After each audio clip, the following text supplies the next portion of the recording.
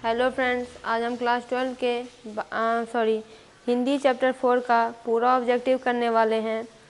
पिछले 3 चैप्टर का ऑब्जेक्टिव हमने पूरा कर लिया है। ये चौथा चैप्टर है। चौथा चैप्टर का नाम है अर्धनारीश्वर।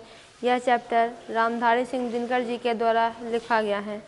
पहला क्वेश्चन है कि अर्धनारीश्वर शीर्षक निबंध में शंकर और पार्वती का किस प्रकार का रूप वर्णित है? कल्पित रूप वर्णित है। रामधारी सिंह दिनकर किस विश्वविद्यालय में उपकुलपति के पोस्ट पर रहे हैं? तो भागलपुर विश्वविद्यालय। नारी और नर एक ही द्रव्य की ढली दो प्रतिमाएं हैं, यानी एक ही द्रव्य से बनी हुई दो प्रतिमाएं यानी मूर्तियां हैं। किस रचनाकार की पंक्ति है? तो रामधारी सिंह दिनकर की। फिर चौथा क्वेश्चन भी यही है, तो इसका आंसर, लेकिन क्वेश्चन लाइन यही है, क्वेश्चन अलग है कि यह पंक्ति किस शीर्षक पाठ की है। तो चैप्टर का नाम पूछा जा रहा है, तो चैप्टर का नाम है अर्धनारीश्वर।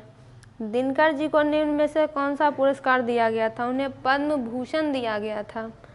अर्धनारीश्वर पाठ के लेखक कौन है? लेखक यानी जिनके द्वारा लिखा गया होता है, तो लिखा गया है रामधारी सिंह दिनकर द्वारा। या फिर किसकी रचना है, बात एक ही है। रामधारी सिंह दिनकर की रचना कौन सी है? तो अर्धनारीश्वर। देखिए, बाकी जो 3 रचना है वो भी आपको पढ़ना है। अगर आपका मन है तो आप इसका आंसर अभी अपने कॉपी में लिख लीजिए। उसने कहा था लिखी गई चंद्रधर शर्मा गुलेरी के द्वारा, तिरिश लिखा गया है उदय प्रकाश के द्वारा और जूठन लिखा गया है ओम प्रकाश वाल्मीकि के द्वारा। तीनों पढ़ना है। दिनकर जी का जन्म बिहार के किस जिले में हुआ था? तो बेगूसराय में। रामधारी सिंह दिनकर के पिताजी का नाम क्या था? रवि सिंह। दिनकर जी की पहली काव्य पुस्तक कौन सी है? तो प्रणभंग। काव्य पुस्तक यानी कविता वाली पुस्तक। दिनकर जी की पहली कविता किस पत्रिका में पब्लिश्ड हुई थी? तो छात्र सहोदर में। दिनकर जी की पहली कविता कब पब्लिश्ड हुई थी? तो 1925 में। निम्न में रामधारी सिंह दिनकर की रचना कौन है? तो उर्वशी। फिर है कि बुद्ध और महावीर ने नारियों को कौन सा अधिकार दिया? भिक्षुणी होने का उन्हें अधिकार दिया। फिर है पुरुष जब नारी के गुण लेता है तब वह देवता बन जाता है, लेकिन जब नारी नर के गुण सीखती है तब वह राक्षस हो जाती है। यह किसका कथन है? कथन यानी किनके द्वारा कहा गया है? प्रेमचंद के द्वारा कहा गया है। अर्धनारीश्वर का किस विधा से संबंध है? तो यह एक निबंध है। अर्धनारीश्वर शीर्षक पाठ में कौन स्वयं वृत्त बन गया और नारी को उसने कली मान लिया? तो पुरुष ने। फिर है यहाँ पे, नारी तो हमहू करी तब ना किया विचार, जब जानी तब परी हरी नारी महाविकार। यह पंक्ति किस पाठ से है? तो यह अर्धनारीश्वर पाठ से है।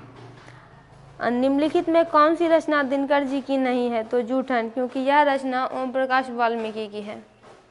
निम्नलिखित में कौन सी रचना दिनकर जी की है? तो उनकी रचना है परशुराम की प्रतीक्षा। फिर है कि दिनकर जी को किस कृति पर यानी किस रचना पर उन्होंने क्या लिखा था जिस पर कि उन्हें भारतीय ज्ञानपीठ पुरस्कार मिला? या ज्ञानपीठ पुरस्कार से सम्मानित रचना कौन है? तो उर्वशी। युद्ध और शांति की समस्या पर लिखी गई काव्य कृति कौन सी है? तो कुरुक्षेत्र, जो कि वॉर एंड पीस पर लिखी हुई है। अर्धनारीश्वर कल्पित रूप है किसका? शिव जी और पार्वती जी का। गांधारी कौन थी? गांधारी दुर्योधन की माता जी थी। प्रेमचंद कौन थे? प्रेमचंद कथाकार थे। दिनकर जी का जन्म कब हुआ था? 23 सितंबर 1908 को। दिनकर जी किस युग के कवि हैं? छायावादोत्तर युग के। संस्कृति के 4 अध्याय किनकी रचना है? रामधारी सिंह दिनकर की। कौन सी कृति रामधारी सिंह दिनकर की लिखी हुई है? तो शुद्ध कविता की खोज। तो दोस्तों, इसका पूरा ऑब्जेक्टिव कंप्लीट हो गया है इस चैप्टर का। अब हम चैप्टर 5 का ऑब्जेक्टिव करेंगे और वो करेंगे अगले वीडियो में, यानी अगले दिन।